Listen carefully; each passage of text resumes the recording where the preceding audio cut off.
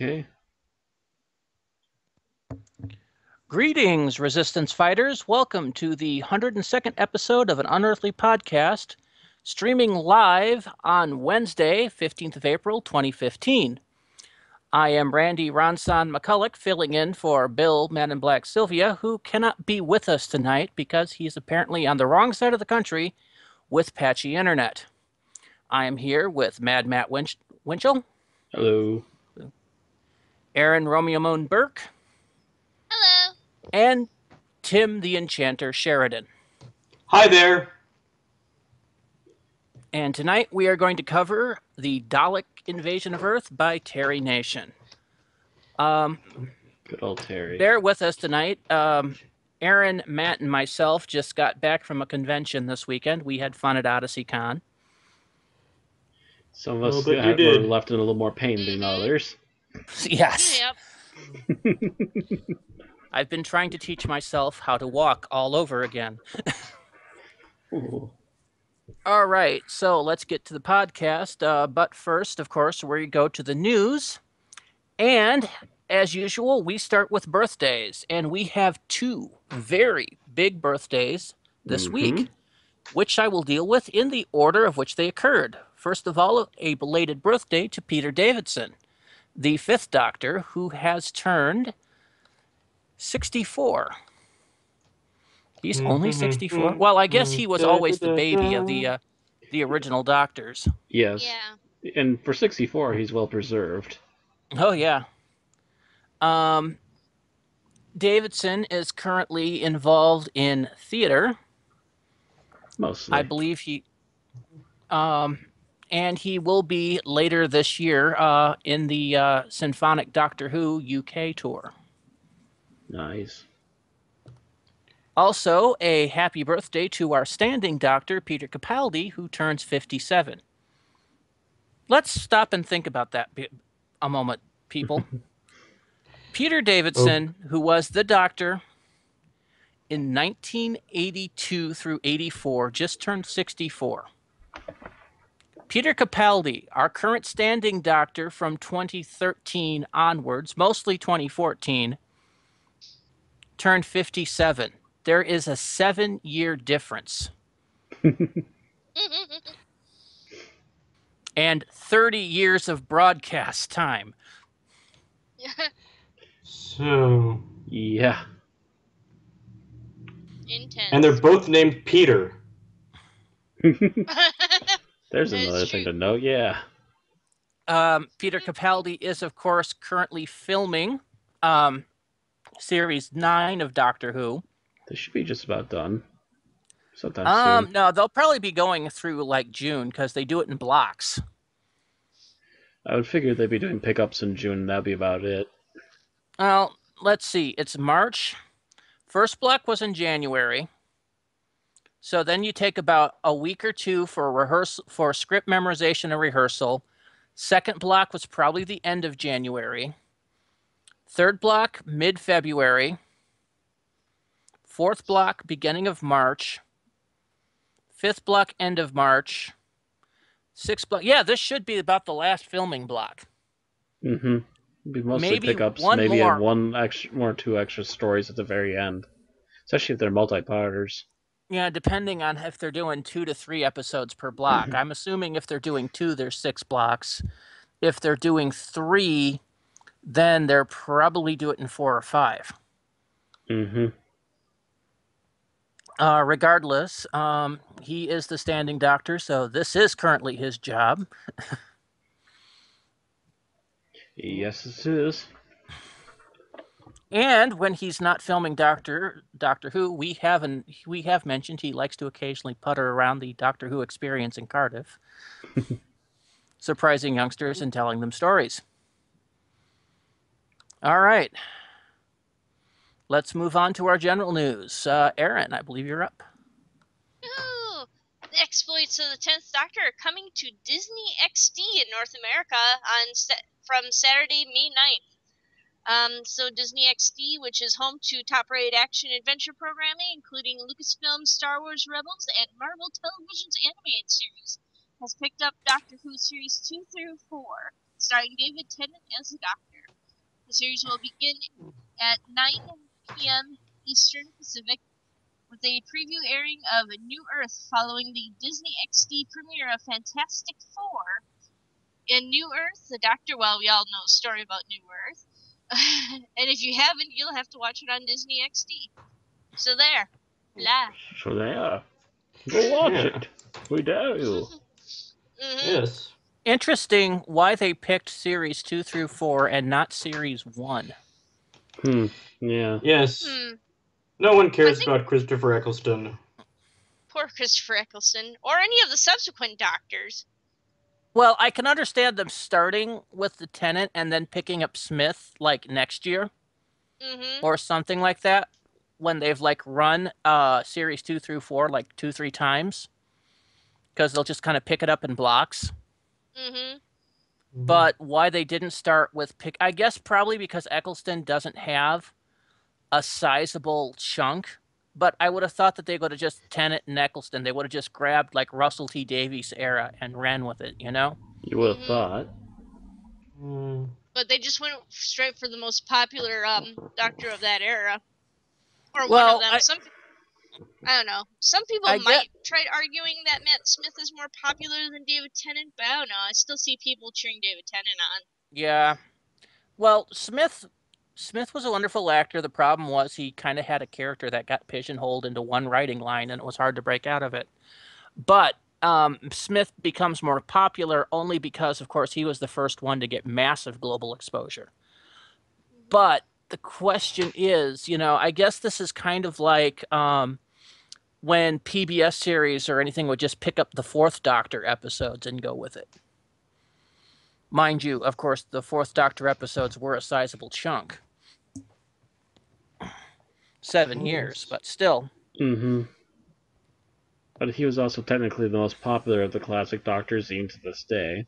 Yes, but the other issue there is the Fourth Doctor, I think, probably had enough episodes that he could be, you know, almost syndicated.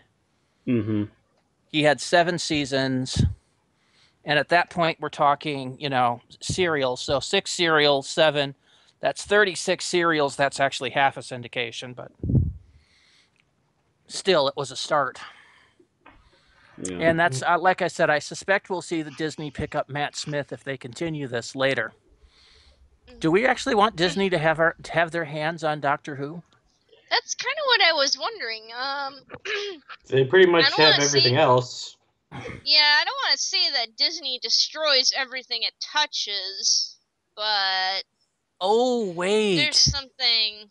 It's like, Disney You're not XD is saying, you're just is the saying. North American distributor for JetX, isn't it? yes.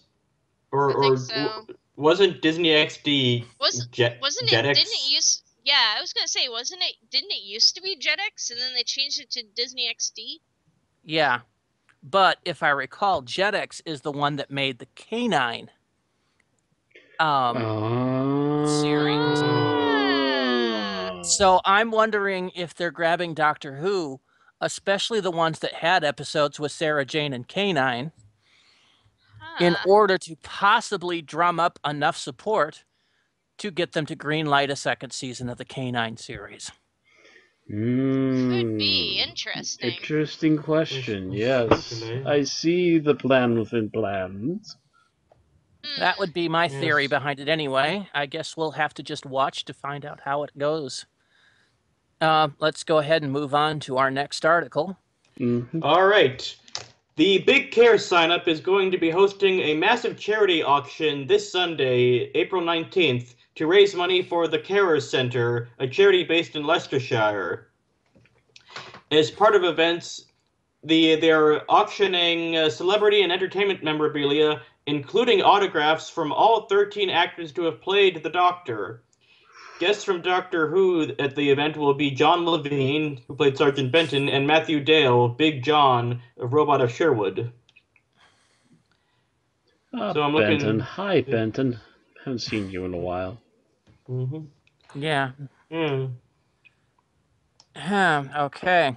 They could really pick up Benton So any day. if you're in that area, feel free to start. And you have some money. Some Feel major free to money. go Yeah. and place a bid, and you might get a piece of Yeah. Doctor Who history. That's Or right. if nothing else, have a picture of Sergeant Benton and get it autographed. That's That would- always cool. That would be something for the collection, yes. That's something to auction off later if you don't care. All right, so moving on news-wise to our Big Finish, our regular feature. Normally Bill does this, so bear with me as I'm try to glance through this. Big Finish has announced the release of their novel adaptations to Packshot. This is a limited edition 5-disc set that contains two additions to their Doctor Who novel adaptations ranged. Damaged Goods, written by Russell T Davies and adapted by Jonathan Morris, and also Doctor Who: The Well-Mannered War by Gareth Roberts, adapted by John Dorney.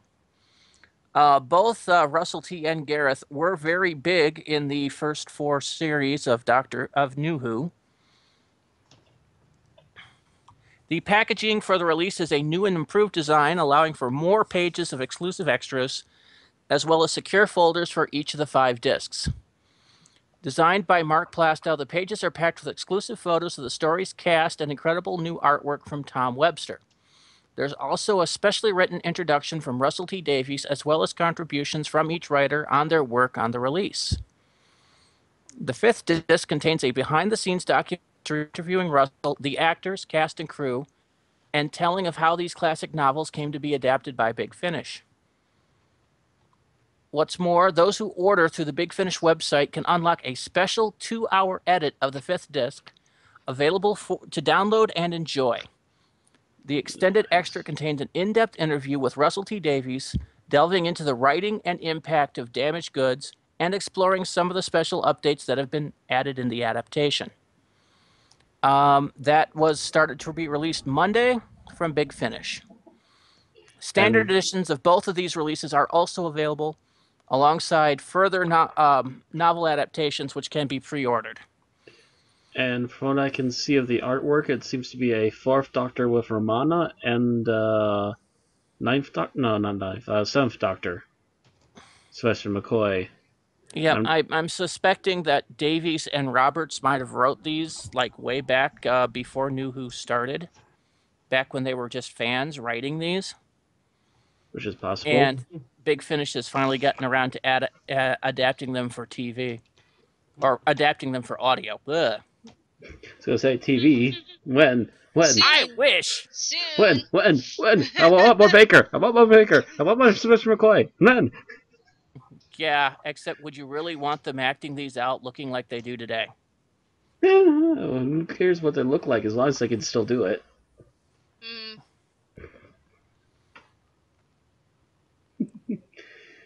All right. We still have plenty of time, so we're going to move on to our non-Doctor Who news, in which we have a few articles. Mm-hmm. Yep. To begin with, we should probably apologize to Matt, or I should apologize to Matt. Shake fist. Yes. Shake fist. And Matt I just told indicated. you. All right, during the convention, we were at a DC on TV panel during which was brought the show Constantine, which was it's the adaptation of DC Comics Hellblazer series. So yeah, and everyone pretty much believed that the series was dead, that it was canceled for a long time, and it was reported all over the news and everything too. I believe we actually reported it on a podcast in a previous episode. Mm-hmm.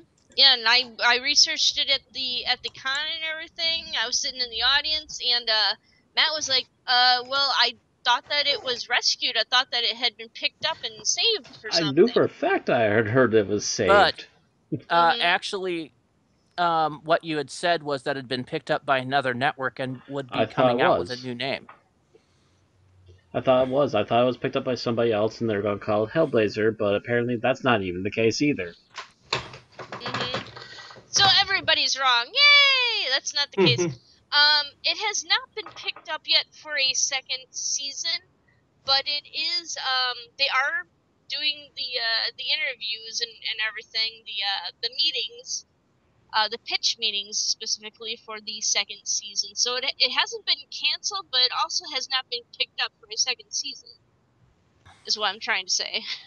Yeah, from what I read in the article, essentially the major thing is to consider here is that NBC is not by any means at a point where they would be wasting time on a meeting if they really weren't considering it.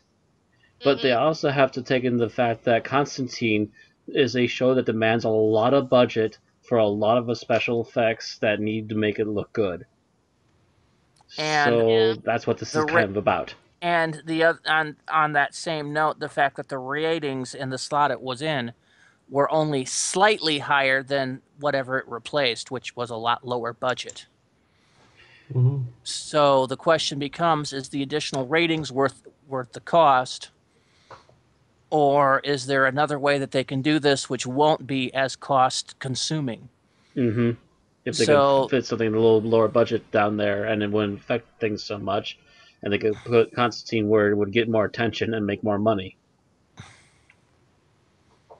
That is part of the issue. I'm not sure what Constantine is up against in the slot that it had last season, but sounded like it had a rough spot though too.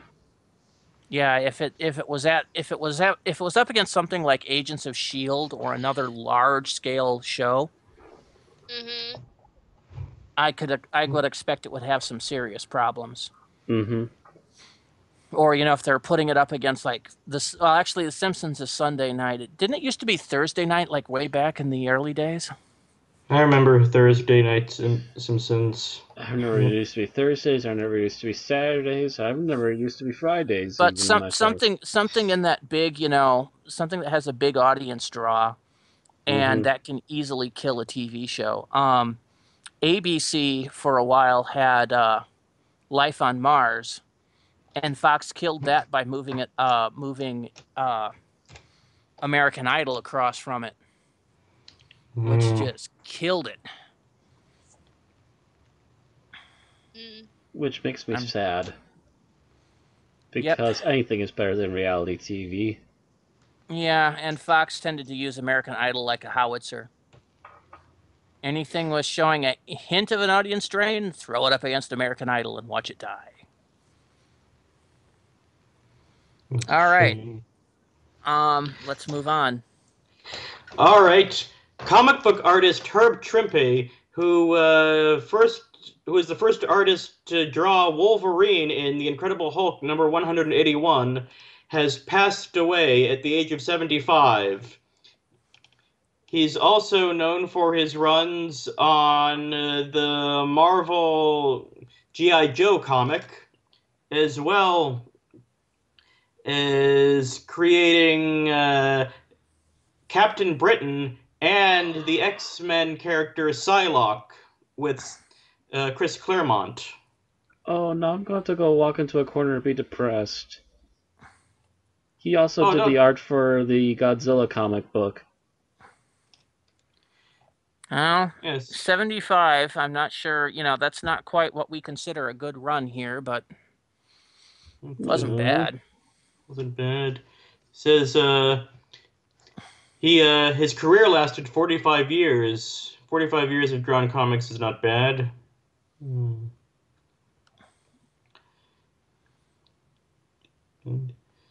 So he drew since he was 30?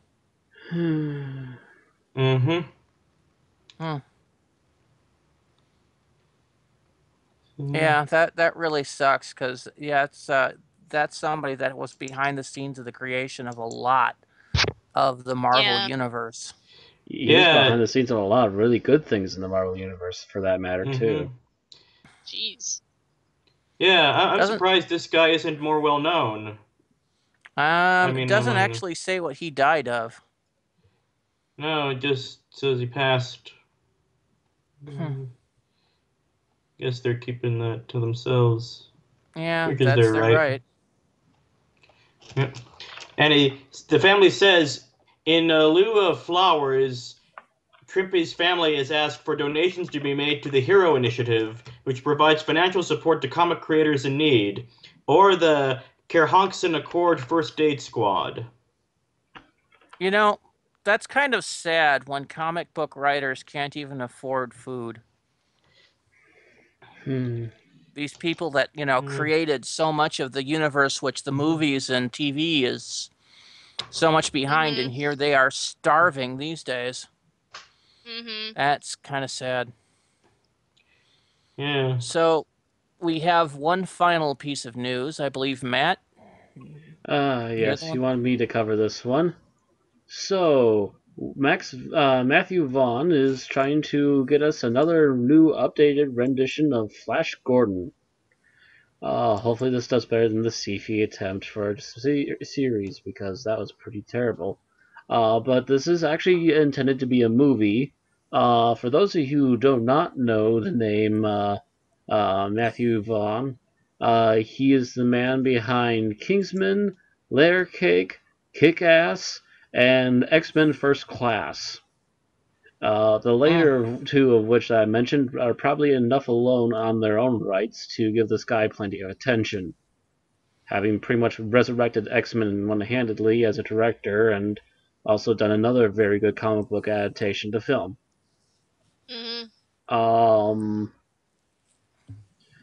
So he is attempting, apparently not for the first time, to get the rights to try and get together a new version of Flash Gordon. But Flash Gordon himself actually being originally a character, superhero himself, and arguably the archetype of which many comic book heroes today were sort of pseudo-based on.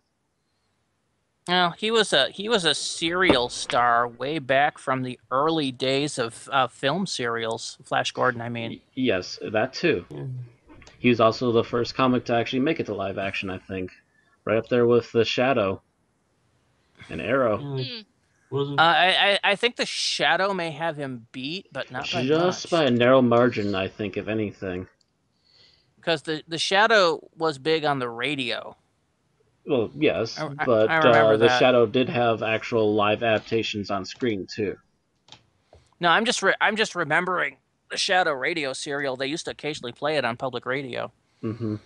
Actually, I can't remember if Flash Gordon had one or not. I just remember mostly the theater serials, because I happen to have a huge collection of those. Doesn't Flash Gordon go all the way back to like the pulps, like before comics? Yeah. Yeah. Oh yeah. Yeah, we're talking about the 20s and 30s here, Tim. So. Yeah. It won't be long before I'm going to not be able to say the 20s, referring to the 1920s, because we'll be in the 2020s. That's a bit odd. That'll take some getting used to. Yeah. Yeah, well. So how do you differentiate 1920s or 1920s? Yeah. Yeah, when in 5-6 years, when we say 20s, we're going to be referring to 2020s. But so if we're going to be talking about the 1920s, we'll have to say 1920s. It's like we don't say 20s when we're referring to 1820s. So same thing. It'll be a century old. You have to start referring to it by its full year. But it'll be weird. It'll be weird when people will have to mention the 60s using the 1960s, but I may be dead by then. But yeah, I'm also going a little bit further down the article, showing off a little bit of there's a little still image here from a video from one of the serials where they had fake giant iguanas fighting each other. There's cartoons. There was the 80s movie, which was huge amongst some of us, I think. I would assume to some degree. That was big in its time, and then they tried a few resurrections in the 90s and 2000s, and all of them failed horribly. I'm not sure about the 90s. I think 90s he got co-starred in a couple of cartoons here and there. But that was about it. The 2000s, yeah, they tried one TV series from Sci-Fi, and it was awful. I was okay with it up till a point. I believe that point is when they introduced the Hawkmen, and it looked like they had trash bags for wings. That's when I went, no. I walked away. Because that ain't Hawkmen. But, all right. Again, Matthew Vaughn has had a history of comics, so hopefully if he does get his hands on it, it'll be pretty good. Mm-hmm. We'll see. Well, that's all the news we have. There was not a lot of news this week, and we really had to search around to find some of what we got. Mm-hmm. So we're ahead of schedule at the moment. So, does anyone else have anything that they want to talk about, get off their chest at this point? Anybody? Can't wait till next month. Or Mad What? Max movie. Yeah. Hey, Mad Max. Oh, also, actually, I just happened to notice because I was looking around on Amazon that the Mad Max game that was advertised slightly, I want to say almost 2 years ago when the Xbox 4 first came, not Xbox, the PlayStation 4 first got advertised and put out. That Mad Max game is finally going to release sometime after the fourth movie, so I'm kind of wondering if maybe they're containing all four movies to some degree, Oh. which will be interesting. All right. Oh, and isn't when is Avengers 2 coming out? Because isn't that due out this year? I think it might be this year. I don't know off the top of my head. I believe it's in May, and So- Ant-Man is in June. So that's Ant-Man two looks so movies. cool. 2 movies we have to see in May. Ant-Man looks awesome, actually. Yeah. I love the line in that trailer. Imagine if a soldier was the size of an ant. And I'm just like, okay, I'm imagining it. Seems pretty lame to me, but if you say it like that, it sounds cool. Well, the thing is about Ant-Man is even though he's the size of an ant, he still has the muscle strength of a human. Mm-hmm. It'd be cooler if he had the muscle strength of an ant. You know, they can lift 50 times their own weight. Yes, but at that point, your own weight isn't a lot. Yeah. I mean, 50. It'd be cooler if he had the muscle strength of an ant at human size. But Okay. that would just put him with all the other powerhouse characters. Mm-hmm. But having somebody that's the size of an ant that can still punch you with the strength of a full-grown human, that's impressive. Yeah, I that's pretty get that. freaky. It reminds me of the super strong Tinkerbell from Hook. Mm-hmm. Are you related to Mighty Mouse? Yeah. You should Okay. exist. So nothing really else to talk about. Let's go ahead to the summary. I will warn you, I do not have this pre-planned. It's been kind of a weird week. I think it has been for most of us. Yep. Yeah.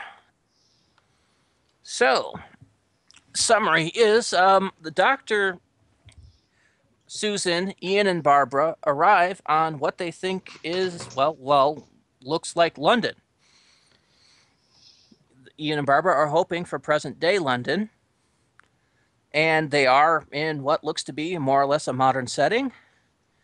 They can see smokestacks, they can see other things, but everything is eerily silent.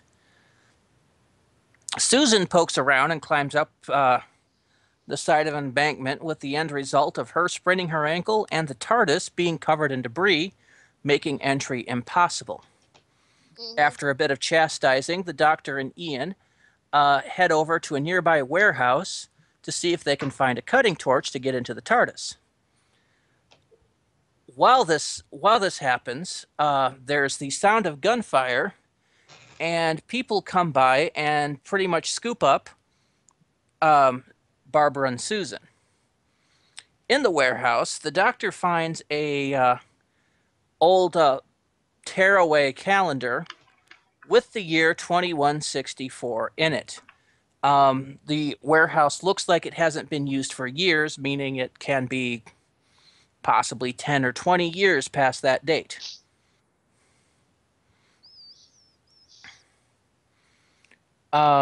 while they're in there, they discover a dead body of a man that has a weird apparatus on his head. They hear the gunfire, look out the window, and as they look back, they realize that the man had been stabbed and was therefore murdered.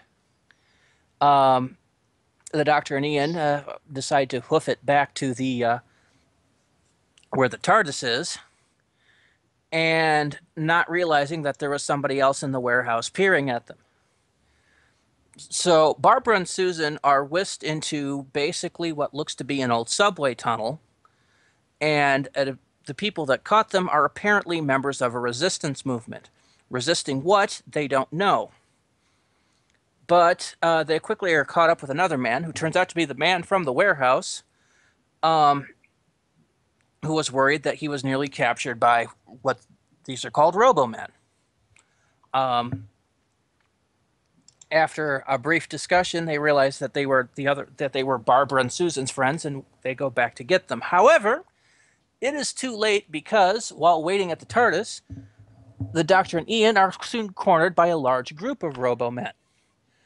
Thinking to make a break for it by jumping into the river, they turn around, only to discover coming out of the river is a Dalek, something they hadn't seen for a while since the Daleks and Skaro, a million years in the future. The Doctor and Ian are taken away to a heliport, I guess is what it is, in Chelsea, and are taken aboard a Dalek spaceship and are jailed there with one other person. However, there is a device there that the Doctor realizes is a key to get out in case the Daleks are trapped inside. Using a magnifying glass and the power of magnetism, he manages to not only free the key and then uses it to unlock the door. However, this turns out to be a test, and the Daleks take him away for robotization, leaving Ian and the other gentleman locked in the cell. Meanwhile, on the other front, the resistance movement is planning on testing out a new bomb made by their resident genius Dortmund. They decide that the best idea would be to try it on the heliport, and Barbara comes up with a wonderful idea to have them go in disguised as Robomen. They execute this plan, just as the Doctor's going in for robotization, and at first it doesn't seem to work out, but a quick attack by the other remaining group gets them ushered into the flying saucer. They manage to rescue the Doctor and bring him out, but Ian, unfortunately, is caught on the spaceship, which takes off shortly thereafter. After this failed attack, everyone decides it's the best idea to leave town quickly. The group briefly reconvenes and decides that if anybody else survived the attack, they would be at the antique museum on the other side of town, the automotive museum, I believe. And so in the early mornings, they're forced to cross London with Robomen and Daleks basically all over the city. When they arrive, they discover that most of the people have opted to leave the city and go. Barbara decides that if the Doctor, who got separated at the end of the attack, is still active, he would want to go to Bedford, where the Daleks have this huge mine. They decide to fix a car and take off by themselves. Meanwhile, the Doctor is reunited with Susan and David Campbell, one of the resistance fighters, and they do actually decide to take off towards the mine. They go by way of the sewer system. Ian is already at the mine, having been taken there by the flying saucer, and discovers the fact that the grounds at night are guarded by a nasty creature called a slither. He tries to negotiate his way to get back to London from a smuggler who smuggles stuff in, but he unfortunately does not have the goods to make it out. However, the slither attacks while they're in the middle of negotiating, and that man is killed. Ian and one of the and his fellow escapee, the man who was in the cell with the doctor, I believe, managed to get into a mine cart and go deep into the mine pits. Actually, no, excuse me. The one with Ian was somebody who had smuggled himself onto the Dalek ship looking to find his brother, I think. Deep in the mine, Ian and this man do manage to find his brother, and who has been robotized, unfortunately, and winds up killing each other as Ian escapes into the mine. Meanwhile, Barbara and Susan, on the way up to the mine, are their vehicle comes under, or not Barbara and Susan, excuse me, Barbara and one of the resistance ladies wind up getting their vehicle winds up getting attacked by one of the saucers and blown up, though they manage to bail out in time.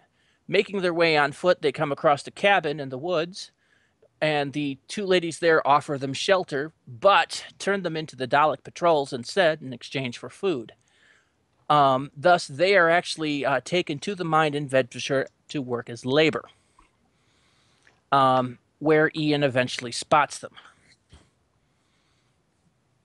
Barbara decides to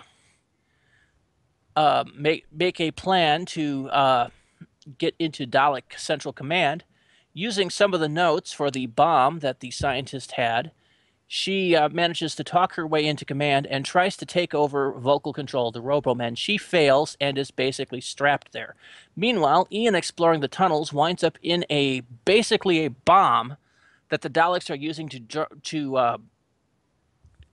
they've tunneled into the center of the Earth, and they're going to use the bomb to blow up the molten core of the Earth and extract it, so they can do God knows what. I believe I heard possibly put in engines so that they can fly the Earth around the universe like a big spaceship. Something to that effect, yes. Sounds scientific.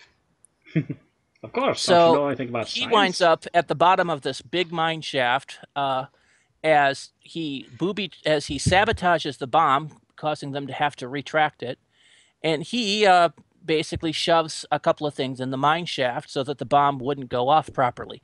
Meanwhile, the doctor, David and Susan, eventually make their way to the mine. Notes that it is the Dalek's center of operations, and manages to work his way into the Central Command, just as he has David and Susan sabotage their control center so that the Daleks on board quickly would start overheating and overload. Having the Daleks shut down, the doctor tells the Robomen to turn on the Daleks and make sure the order can't be countermanded. All this goes on. Of course, the bomb has been delivered down there and stopped by Ian, who quickly rejoins the doctor, tells them what's going on, and they all make it out of the Bedfordshire mine as there's a huge explosion.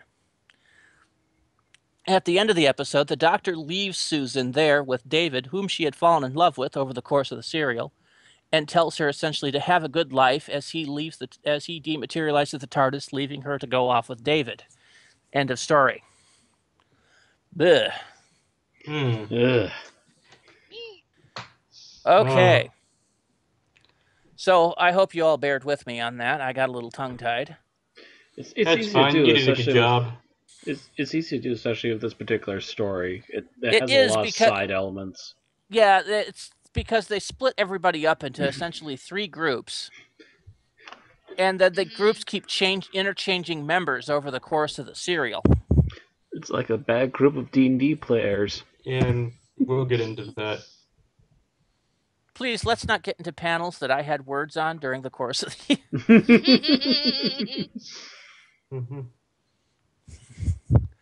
Okay. So since we have a little time, a little background story.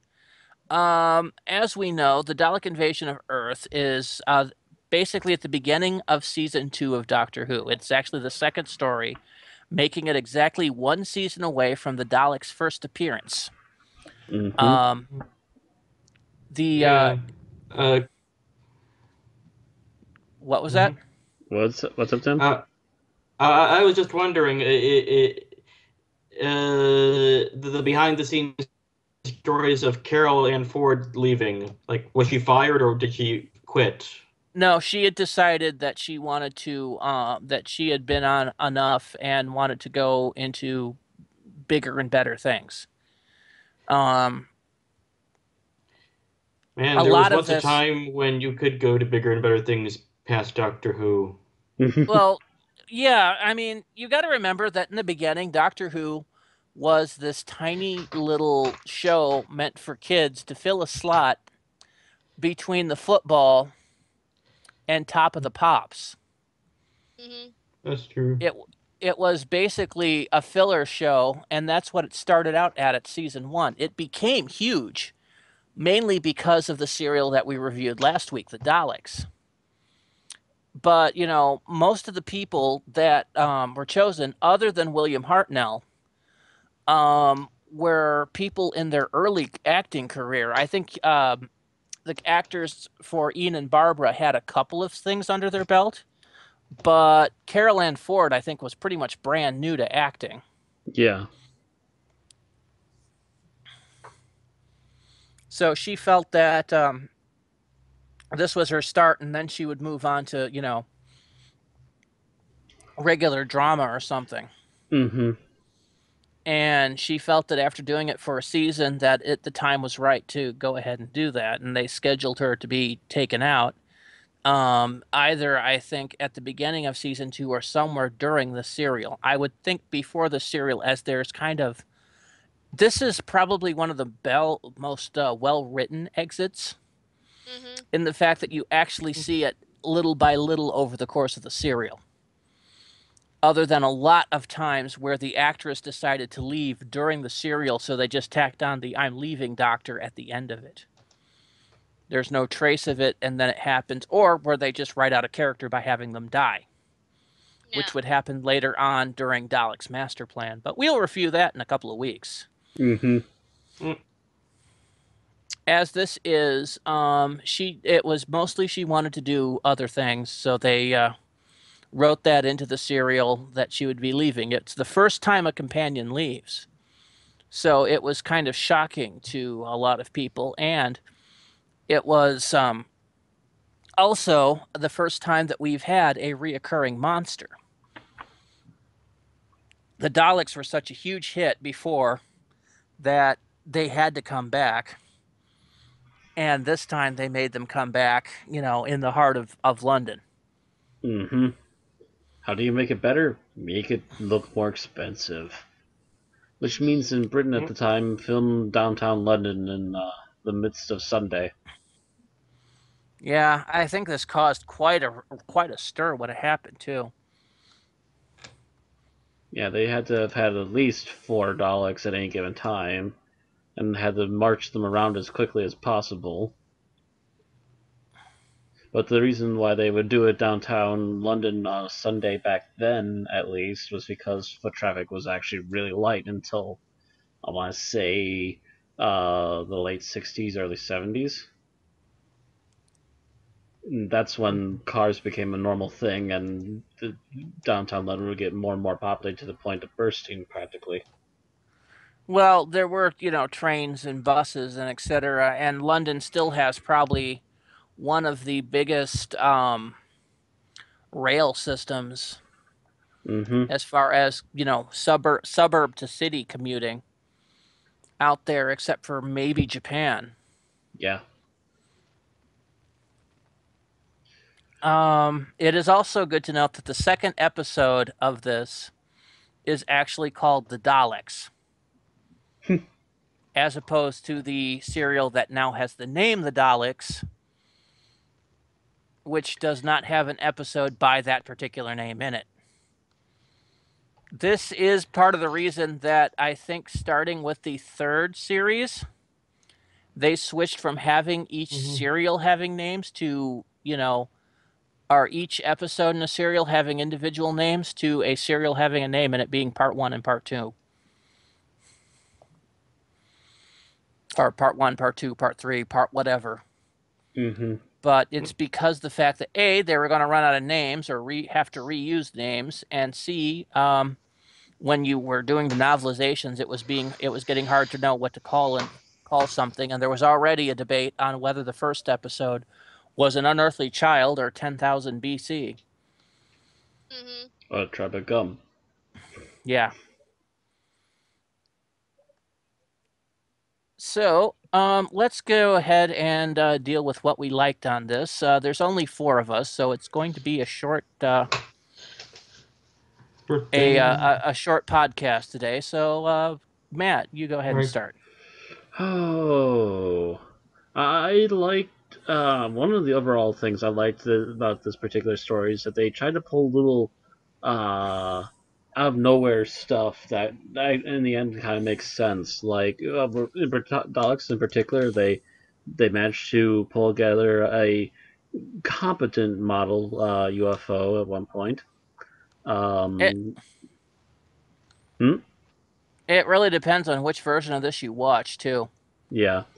The DVD relays had a special had a option to turn on enhanced CGI effects, which replaced the flying saucer in most shots with a CGI that looks reminiscent of the one in New Who.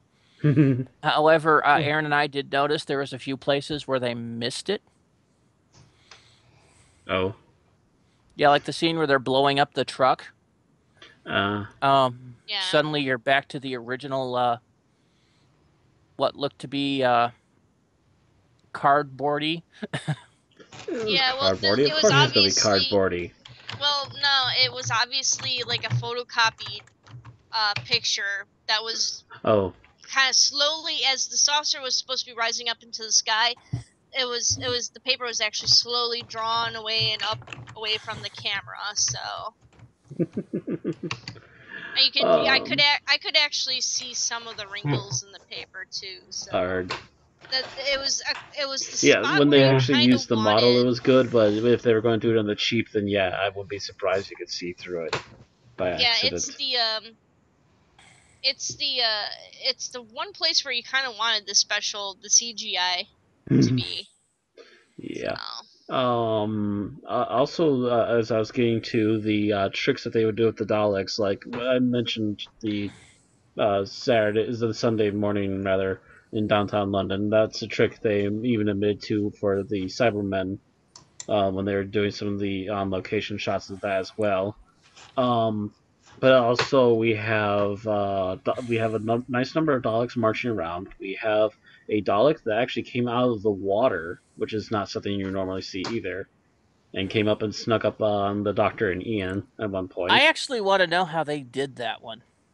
Yeah, that had to have been a difficult shot. Just for the poor person that's stuck in that Dalek and making sure that's moving around. How did they breathe? Did they have to have the guy in a wetsuit in the Dalek? I'm kind of contemplating that. I never did look for any behind-the-scenes stuff. I didn't have enough time. I should have checked, but like I said, it's been a weird week. Mm-hmm. That must have been uncomfortable. Well, in 2009, they found a Dalek from Doctor Who submerged in a pond. I don't think it's quite the same one, but then again, I've been trying to figure out what it was from. I mean, it was obviously something that got abandoned during a filming mishap. I've just been trying to figure out what episode. I would assume it would be sometime between the 60s and 70s would be my easy guess. But it doesn't tell me which serial. Yeah, it just slims it down to like about half of the early serials, essentially. But yeah, there's all kinds of little interesting tricks that when they do it right, they pulled off really well.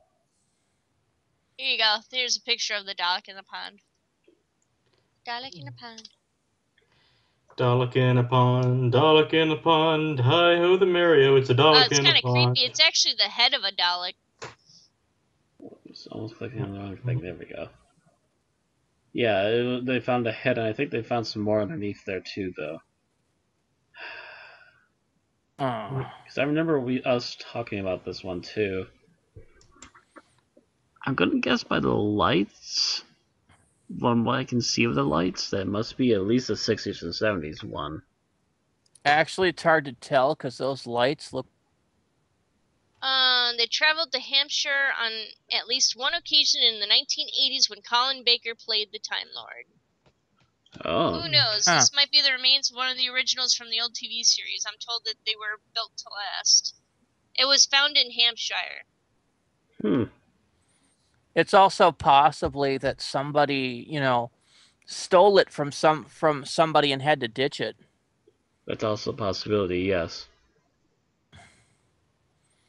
Hard to tell. Anyway, back to what we were talking about before we tangented. Tim, Yeah. what did you like about this? What I really loved about these episodes were the potpourri of different styles and elements. Like you had at first it's like a science fiction. Oh, it is science fiction. It's like a spy movie, and then it's like a war movie, and then it's a horror movie.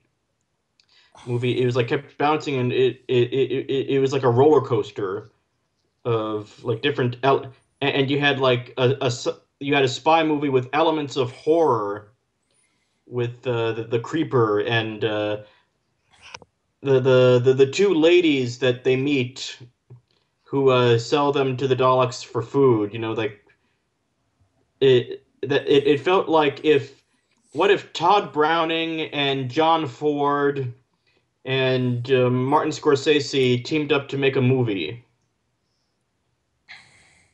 Well, I don't exactly see it that way, but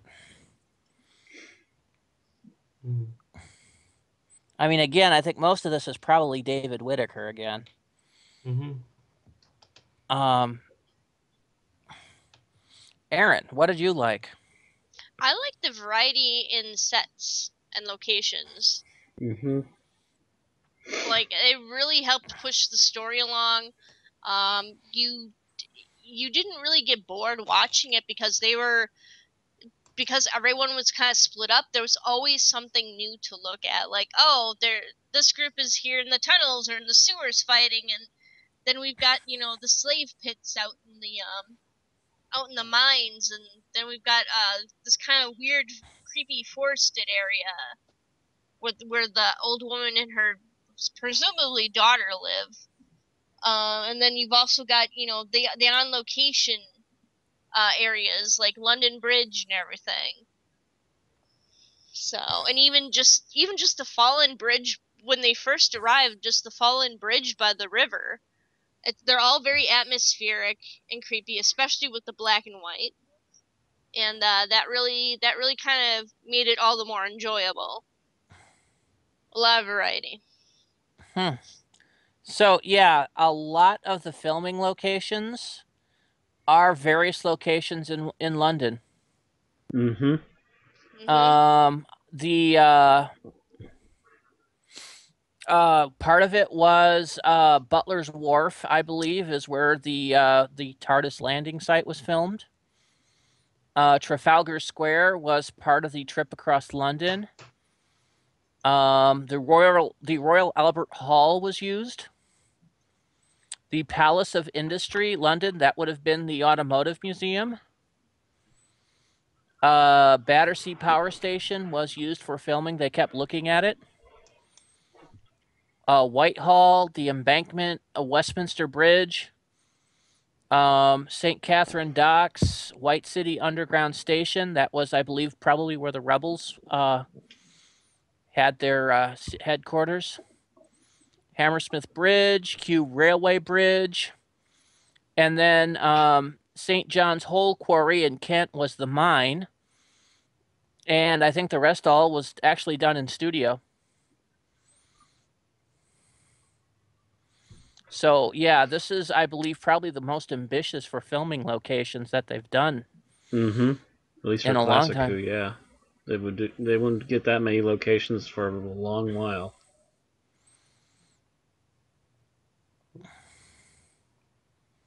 Oh, here's another shot of that Dalek. The Dalek in the water. Dalek in the water, Cybermen in the sky. Do, do, do, do, So, do, all right, what did I like do. about this? Sorry, I spaced. I'm trying to look up something I know about this episode, but I can't find it. It's annoying me. What did I like about this episode? I really like the story the story between Susan and David. There are many scenes where you see them generally, actually acting like a young couple in love. I could name scenes, but that's not for this particular bit. Mm-hmm. But you actually felt it progress properly. So I really enjoyed that. So what didn't you like, Matt? I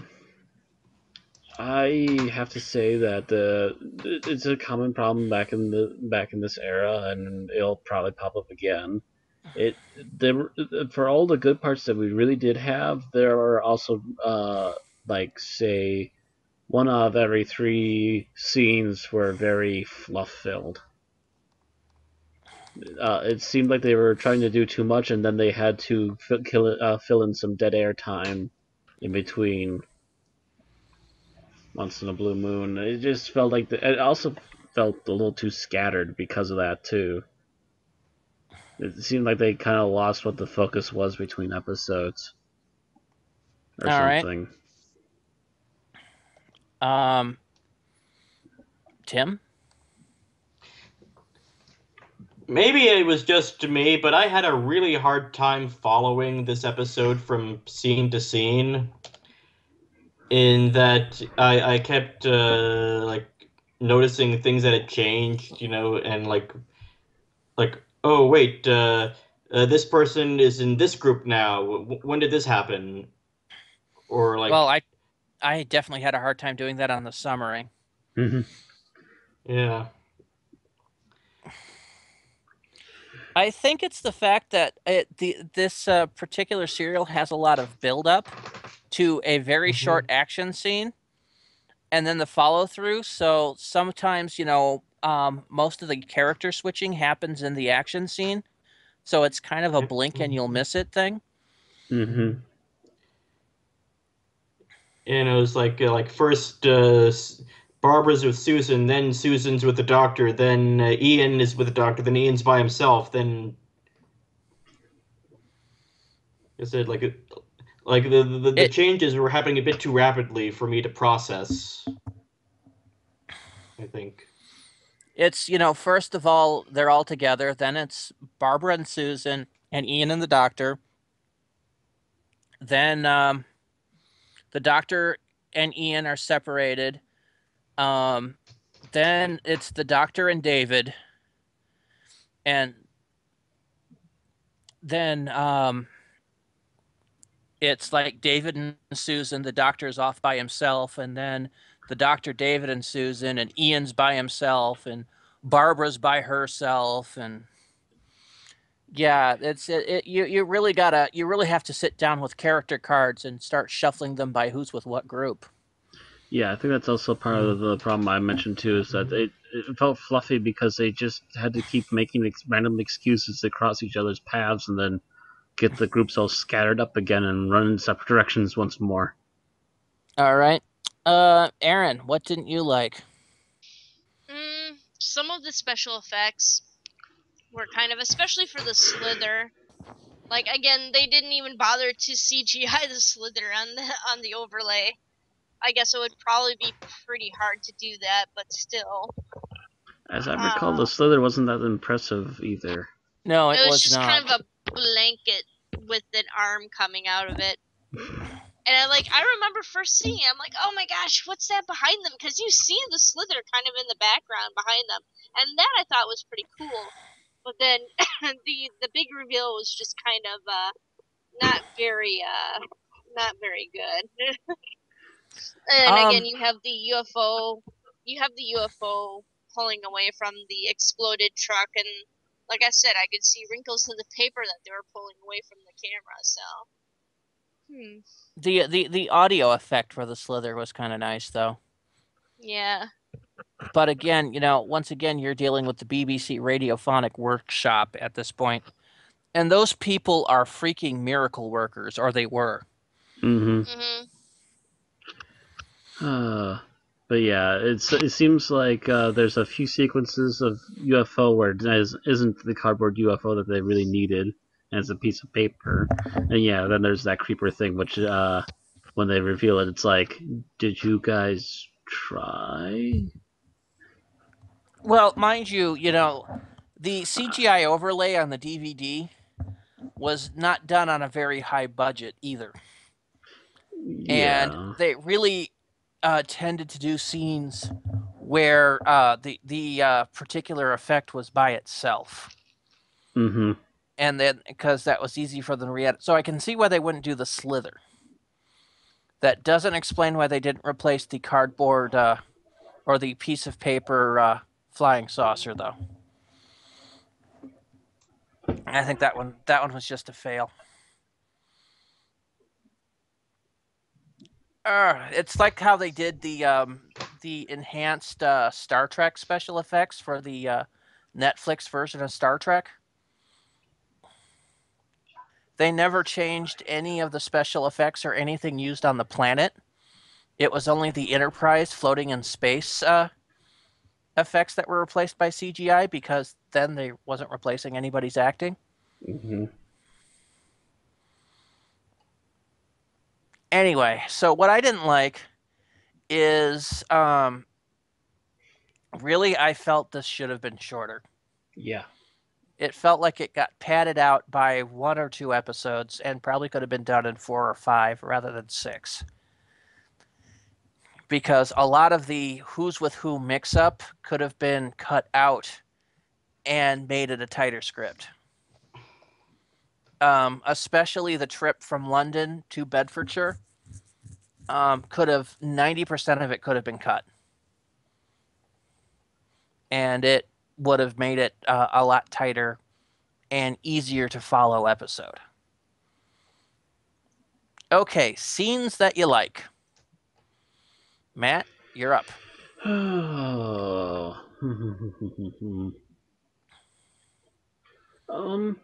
I guess the one in particular for this serial that I have to go with is again the Dalek rising out of the water. That was always one from this particular story that always seemed to stick. Yep. Although watching it, I wish they had filmed it slightly different.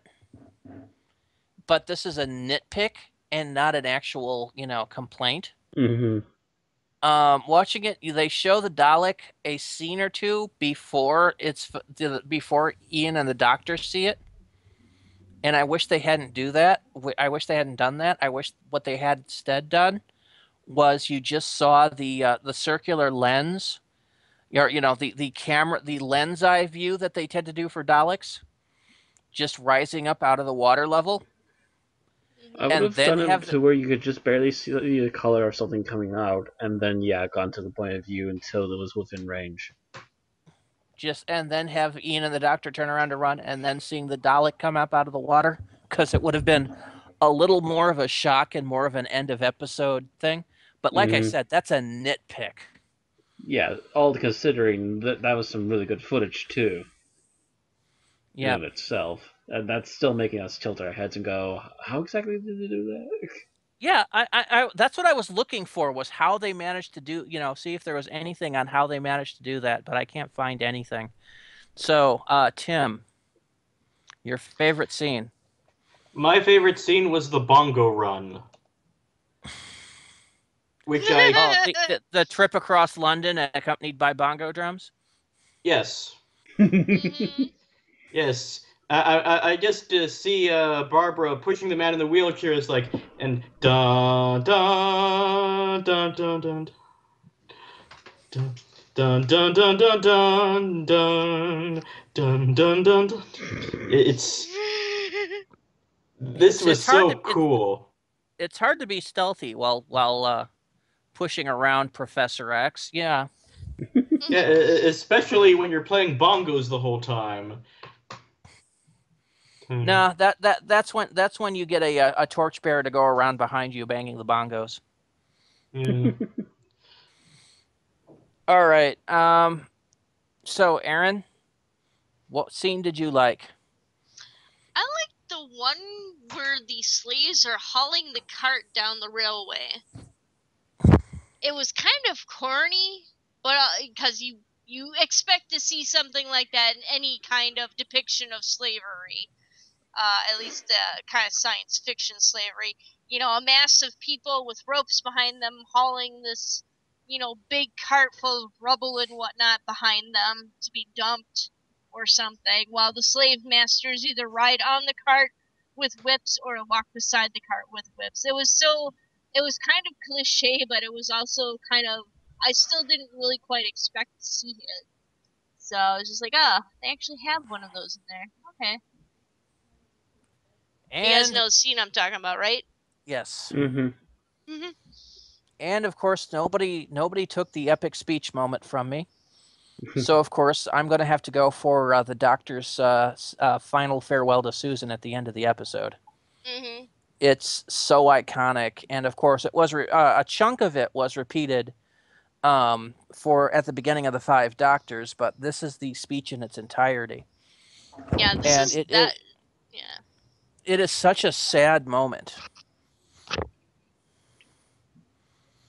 because and it's acted well by everybody involved. Even Carol Ann Ford, who was not the greatest of actors.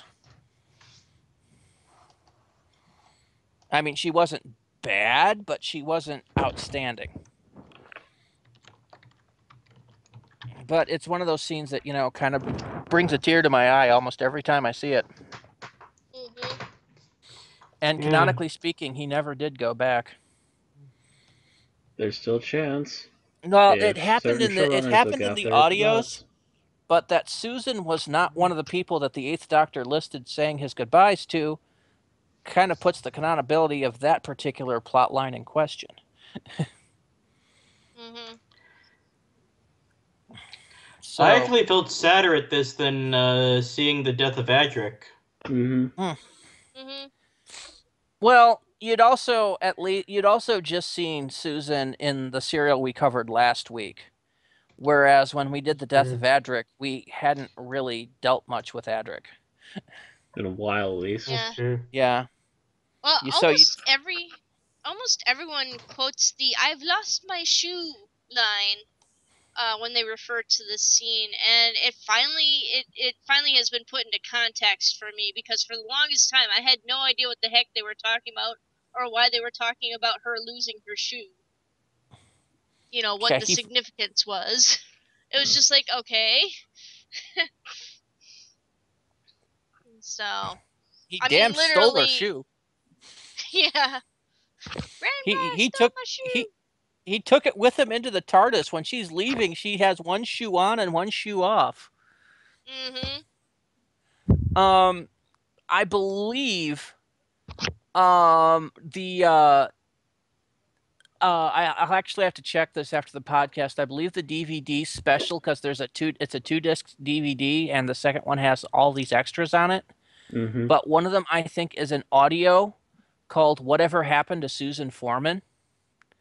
It's a very tongue-in-cheek broadcast by Carol Ann Ford being interviewed as Susan about what happens later. And I think it was done for like either the 10th or the 20th anniversary. But it's all very satirical because she calls the Doctor some pretty horrible names there for ditching her. I may have to watch this after the podcast. It's completely non-canonical, but it's funny as hell. I suggest if you have a copy of the Invasion of Earth on DVD, you watch that, or get one from your local library if they have it, etc. It might be on YouTube if you look up like "Whatever Happened to Susan Foreman." Possibly. But we'll see. Anyway, so What didn't you like? What was your least favorite scene, starting with Matt? As I recall, what was it, the Slither? Yeah, it's called the Was a pretty Slither. big letdown as far as scenes go. Yeah, they were building up to it. They had some great sound effects for it and everything, and then just a whole big blob of nothing. And the Hmm. thing is, when they kill the Slither because it falls off that minecart and dies, it makes the most pathetic whimpering sound. Again, the sound effects for the Slither are wonderful, and the costume just fails to make up for it, or fails to, The costume make. fails to do its part. But again, this is early '60s Doctor Who, and they just spent all their money filming in 8,000 different locations. Yeah. Uh, I can understand costuming fail a bit.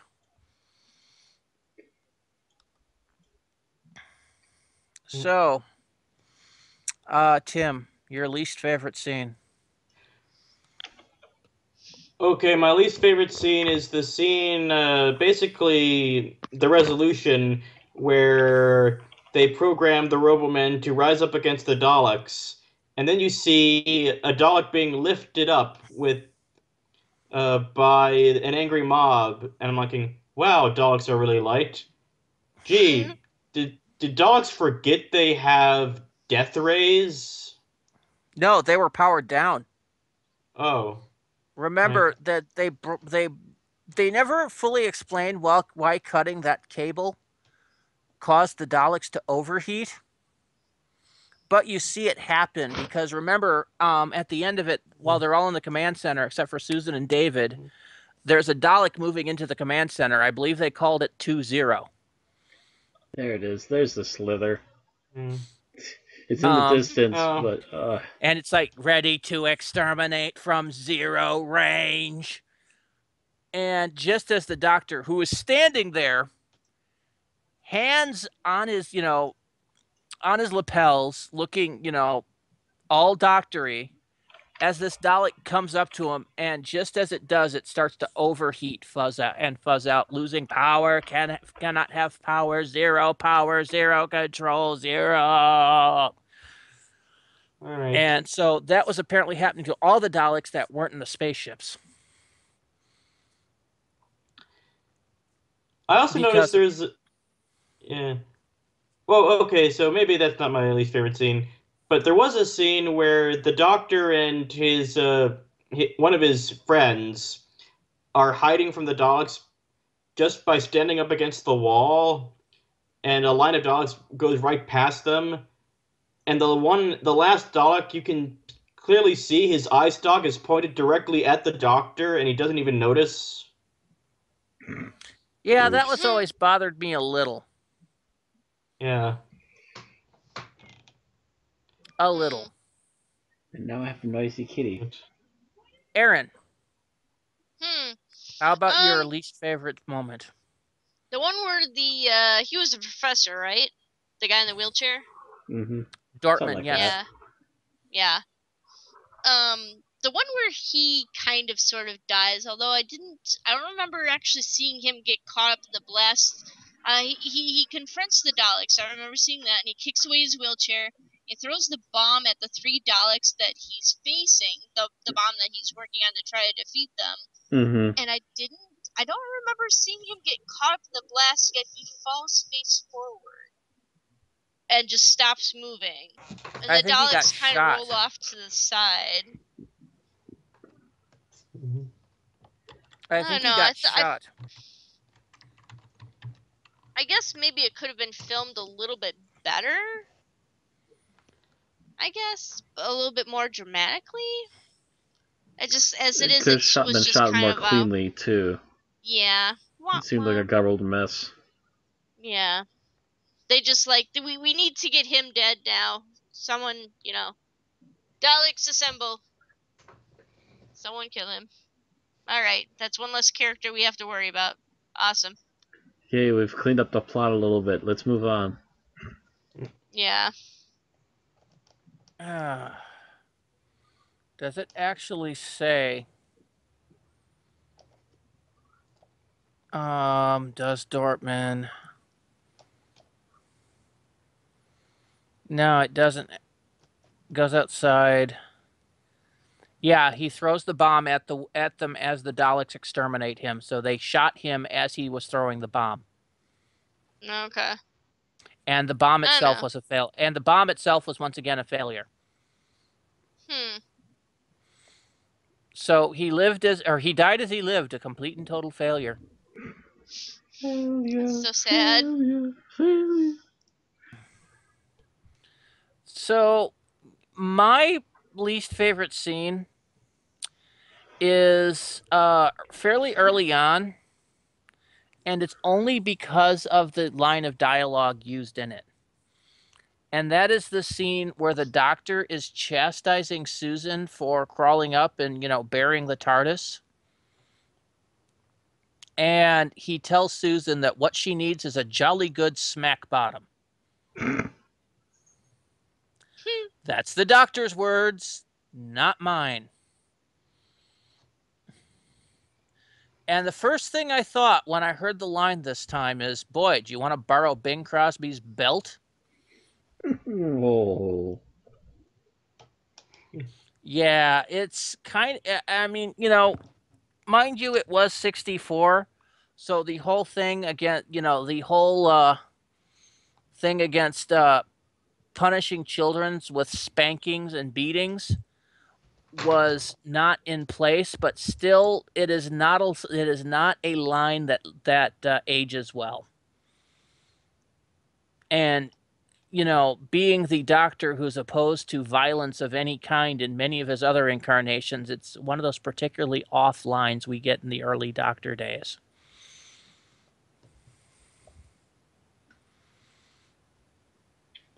Yeah. I don't know. It just sits with me wrong. For so many reasons. All right. So, we have plenty of time left. Anybody else want to make some comments on any particular scenes or parts of this story? I wonder if this is where Dr. Robotnik got the idea for robotization. We didn't talk about the Robomen much. No. They're kind of makeshift. They seem like the poor man's Cyberman. Yeah. Yeah, except Well, didn't this Cybermen is- come after this? Yes, By 2 about another years. year, yes. Yeah. Cybermen were 66, and this was 64. So another Okay. 2 years. But still, I think the Cybermen did it better, just because. Way better. Just because, I don't know. I don't see the Daleks really controlling humans all that much. Well, Actually, I mean, I they do guess quite they a need to. they I do mean, it quite a bit, but you see it. Actually, as we watch the Dalek episodes, you will see this more and more. The next most obvious version of this that I can think of is Remembrance of the Daleks. Way in the 7th Doctor era, where you see the headmaster of Coal Hill School has basically this microchip behind its head that is putting him under Dalek control. I see them as more subtle like that. I don't see them using these big head bracers that actually kind of come up and loop over the head, just like what you'd see as the Cybermen. Yeah, I like early I like days. the more. Yeah, I know, early days, but still. Well, I don't know. It was the 60s. They had to make it big enough to put in the vacuum tubes. I The would expect transistor the Daleks, revolution hadn't occurred yet. like for me, I would have put like the silver circlet over their heads. That would be kind of very simple and elegant. Think of this as the Daleks' first attempt at mind control. that's kind of the way I see Yeah. it too. is that it They- evolves as the Daleks themselves evolve, and even into semi-time travelers themselves. Mhm. Yeah. This is. I mean, it's obvious. Compared to what we see in the Seventh Doctor and later in the Moffat episodes, where somebody there can pass as human, normal, Mhm. can talk and react normally. This is obviously a much more primitive device. Yeah. Because all the Robo-Men sound like this. Yeah. I actually thought the They Daleks sounded terrible. That was almost my least favorite thing of this episode. the Daleks? Eh, they were all right. They were. No, Yeah. is that like I thought they sounded kind of whiny when we are the masters of the world. No, really, we are. You will fear They're, us. We are very scary. I didn't find that to be whiny. I found that to be dogma. They're so caught up in their own rhetoric. And the fact that, when I love the scene, and I didn't get to mention this one, when the Doctor first runs into that Dalek, right after Matt's favorite part of the scene, the first thing the Doctor does when being faced with that Dalek is start smack talking it. He has that Dalek worked up into almost a frothing frenzy. That after the Doctor and Ian are taken away, it has to sit there and go, "We are the masters of Earth." And it's just seething it. Because the Doctor had pissed him off so much.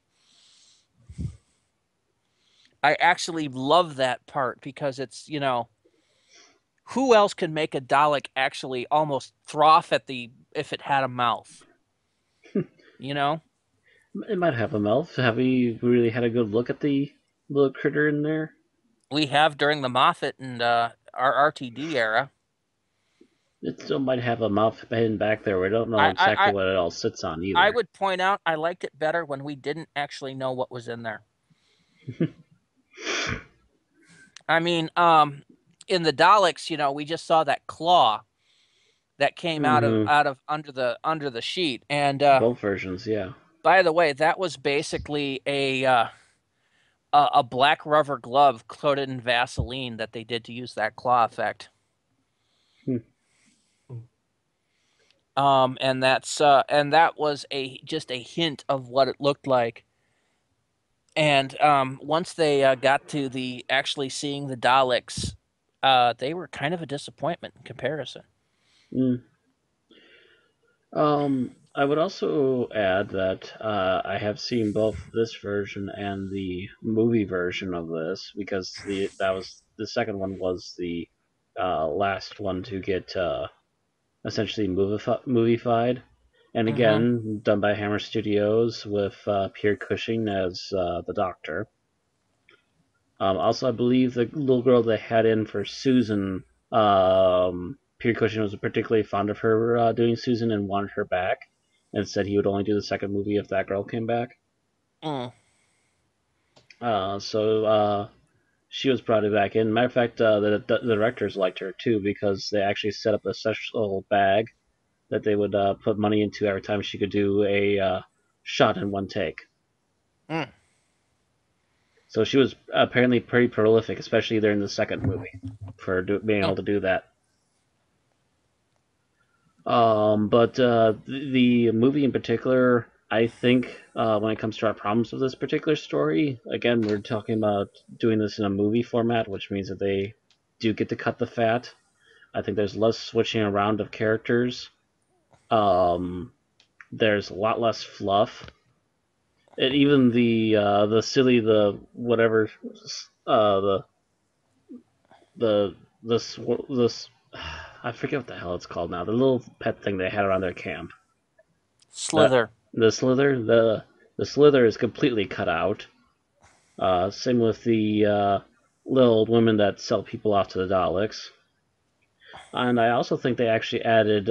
They took some of the spots that were kind of minor note action scenes and made them into major note action scenes in the actual movie version. Not to mention Bernard Cribbins. Oh yes, Bernard Gribbets, who actually gets to play a accidental companion that pops into the TARDIS at the very beginning of the movie and continues to follow them throughout the rest of the story. They also had better special effects all around. Well, yeah. Because again, movie and they had budget versus movie budget versus pokey television budget. Mm-hmm. So outside of the fact that there's again wonky continuity that doesn't match up at all with the main characters to the TV series, outside of that, I would argue that the movie is actually a really good version. It does what we kind of wanted this particular story to do when it comes to the fixes we would have done. Does it still have the David plotline or not? David plotline? Actually, the Susan character is too young, so no, that was actually one of the few things that we probably would have kept that got axed. I think the Susan in the movies is like 10. Yeah, that would be creepy. Yeah. So for that particular, again, character continuity, thankfully we didn't do that to a 10-year-old Susan.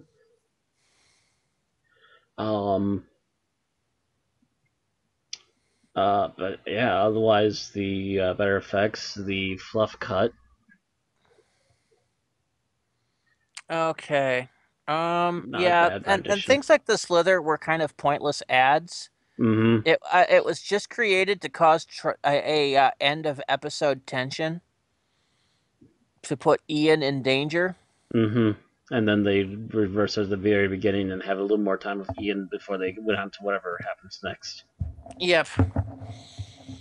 Essentially, at least. Same with the whole firebombing of London in this one. That was another thing that they basically put in just to add dramatic tension at the end of one of the episodes. Mm-hmm. Because outside of just the big finale with the Robomen and the Daleks, there's the big fight in the UFO, trying to save the Doctor and the others. Mm-hmm. Which let's see. The end of episode bumps in this is the Dalek coming out of the water. Good end of episode bump. The Doctor going in for robotization processing. That was the end of actors in the movie. That was the end of episode 2 into episode 3. I think the end of episode 3 into episode 4 is the firebomb. I could be wrong there. Or not. I just can't remember. I would have to go back and visit that again. And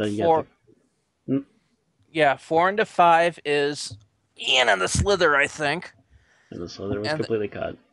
And then 5 into 6 is, I think, I can't remember what 5 into 6 was. Oh, Ian falling down the tunnel inside the bomb. There's something to that effect that still went on in the movie version. They still had to stop the world bomb from being used in order to move the planet, yeah. And that was pretty much all the dramatic tension scenes. So the things like the firebomb and the Slither were just done specifically for that end of episode tension. Mm-hmm. To keep them coming back next week. So yeah, in a movie you can cut that stuff and concentrate more. And you won't feel like you miss a thing. Okay, so let's go ahead and move on to final thoughts. Yep. And I will start with you, Matt. Final thoughts. This is still a really good story, all considering. Some wonderful practical effects mixed in with your usual grab bag of some oops effects from the 60s here and there. But overall, it felt pretty decent. It just needed a little bit of cutting, and it would have been a pretty solid and almost perfect Dalek story. But we got what we got, and we can only blame the 60s for any real major faults, to be honest. Is that everything? So yeah, it's just mostly a fault of age. All right. Tim? This was a really great story that had a lot of good elements in it, and it had a lot of variety. But the problem was that the variety wasn't handled very well. Oh, the shifting happened too rapidly, I think so. I think this is a case of a great story being told not as great as it deserves. Mm-hmm. All right. Aaron? I was I found it fairly enjoyable. It was intense. Locations were eerie and atmospheric. The acting was fairly good too. I didn't find too much fluff in it. I mean, yeah, it was a little bit padded too. I mean, the slither did not have to be there. But I did like some scenes, like with Susan, playing around with David and stuff, getting kind of a real sense of this might be forever type, type attachment. So, yeah, I really enjoyed Is that a clue that I need to wave a fish in your face? it. All right. So it's not any surprise to anyone that this is actually one of my favorite William Hartnell serials. Mm-hmm. I had a list a couple years back of of my pick for each Doctor, and this was my Hartnell pick. This is really where we see the Doctor fully step up and start to become not start to, but actually kind of cement into the Doctor as the showrunner, the one we are the hero that that we know him as opposed to the bastard he was in series 1 or season 1, I should say. I'm so used to saying series. Anyway, here he's having to nobly give up his granddaughter so that she can have a life of her own, even though he knows that means that he's not going to be with anybody from his own time or place. It is, yes, the episode has flaws, but I personally think that that particular plot, and of course the Daleks themselves, will shines through those flaws, making this a remarkable story. Mm-hmm. So, ratings. Matt, you're up first. Ooh, the first one to put down a rating. Oh. Again, there's a lot really good about it. My problem with the padding is mostly nitpicks, and same with the padding sort of includes anything that was actually noteworthy not great with the story. So forgetting all the padding, forgetting all the things that were kind of thrown out there and then quickly tossed away again. I could very easily give this 4.5. Ooh. Just a bit more cutting in that could have been an easy 5. 4.5 out of 5. All right, Tim?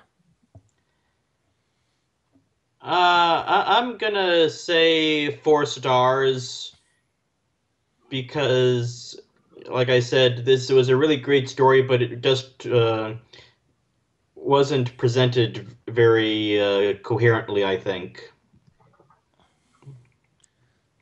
All right, Aaron? I'm going to give it 4 stars as well. All right. Yeah. Mm-hmm. Well, I'm also going to give it a 4.5. If you recall, I gave the Daleks last week a 4 flat, and this is a better serial. So it's a 4.5. It does have its flaws. It is very nearly a 5 in my roundup, but I think it comes out at about a 4.7, which rounds down. So we will hear retroactively Bill's rating. I was just actually going to ask, did you get the notes, or was it just me? Actually, it's he did give notes on what his ratings were and his Mhm. his Okay. viewpoints. So I can't Okay, remember if so that's just to I'm me or if seeing that's to the Bill's group. notes. I don't see a rating from him. It's at the bottom of the notes. It's 4.5. Okay. Oh, I see it now. Yep. Ugh. His good. The story. He liked the evolution of the Doctor as we know it. Being him showing up to save the day. Susan. He didn't like the Susan and David plot. He found it to be underdeveloped, whereas I actually thought it was. Yeah. There's only so much you can do in a 6-part serial anyway. I don't know. I thought it was pretty And well developed. his favorite scene is basically the Doctor smack talking the Dalek. Mhm. The one I mentioned afterwards. Worst. He didn't like the scene where Susan and David profess their love for each other. Bill and I are gonna have to have words. And yeah, this is the episode that he does, and he gives it also a 4.5 out of 5, making our grand total. And I'm going to make this a in 4.4. an abstention vote because he's not here. A 4.3 from us, 3. which will put this on par with The Web of Fear, putting it just below Nightmare in Silver and just above The 10th Planet.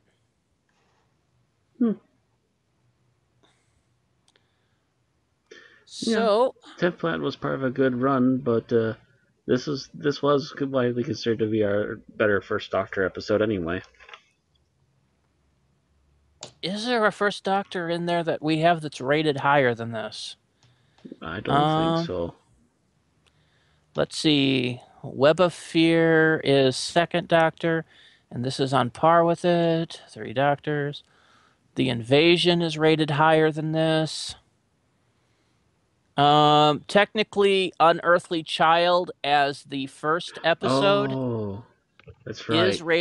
is rated at a 4.8 from us. So just only one episode, and it's only a single standalone episode. But in retrospect, the Tribe of Gum, or 10,000 BC, is rated at a 2.7. So you average that 2.7 out of, basically a 4.8, a 2.7, a 2.7, and a 2.7, and average those together, and that's actually what that serial would get. Somewhere in the 3s. Yep, so it'd be way down there. So yeah, as a standalone episode, yes. But as a part of the actual entire the serial, no. So this one still stands up there. This is a definite must-watch First Doctor for anybody out there that wants to get an introduction to who the Third Doctor is and what he does. The First Doctor. You just said third.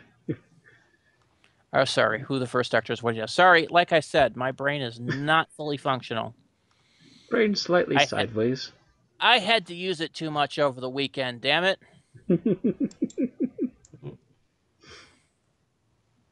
On the bright side, normally we're sick after a convention. I can't say any of us are sick. I'm starting to show signs. Oh. That's another reason my brain's not functioning. Uh-oh. I've been stuffed up for the last 2 days. And it's one of the reasons I can't pronounce things right, because my nose is a little plugged. Every now and then I will try to say something and it will involve using my nose in just the wrong way. And so it'll come out wrong. Yeah. Oh, well. Anyway, a little bit of a short episode. Short episode, but we're a man down, so a lot of our bits didn't take quite as long. This has been the 102nd episode of an Unearthly podcast. If you enjoy us, you can. Dang it, Bill usually does this. Well, actually, let me pull this up really quick. So I've got the links here. If you liked the show, you can always like, share, subscribe the video wherever you find it. We are on Twitch TV at Unearthly Pod at www.twitch.tv/unearthlypodcast. We are on unearthlypodcast.insomniac.co.uk. We are at www.mixcloud.com and Unearthly Podcast underscores between the words. We are at the Unearthly Podcast on Facebook, Unearthly Podcast at Twitter, and we also, if you want to send any money to us to help out the show, on Patreon at the Unearthly Podcast, one word. Yep, and then feel free to join us at next Wednesday at 11 o'clock Eastern, 10 p.m. Central. You can figure out your time zone from there as we will move forward in our mass review of every Dalek episode ever aired, which will continue with the First Doctor and another season in the future when we will deal with The Chase. This one I believe also written by Terry Nation. Interesting. I said, isn't that also written by Terry Nation? If I'm not mistaken, he did most of them until I want to say sometime maybe during the 5th or 6th Doctors. Yep. If he did stop with them at all. Yeah, I know. I'm wondering about that particular episode because I'm not sure. That one has a lot different feel than most of the other. But yeah, I'm pretty sure it's Terry Nation. Terry Nation was attached to the Daleks like a rabid dog. Yes, it was Terry Nation. Just wanted to be sure. So tune in next time, and we will actually have more discussion on that. And that's actually at the end of season 2, not quite fully the next season. Yep. I think it's the finale. Alrighty. So see you all next time. Bye-bye. Bye.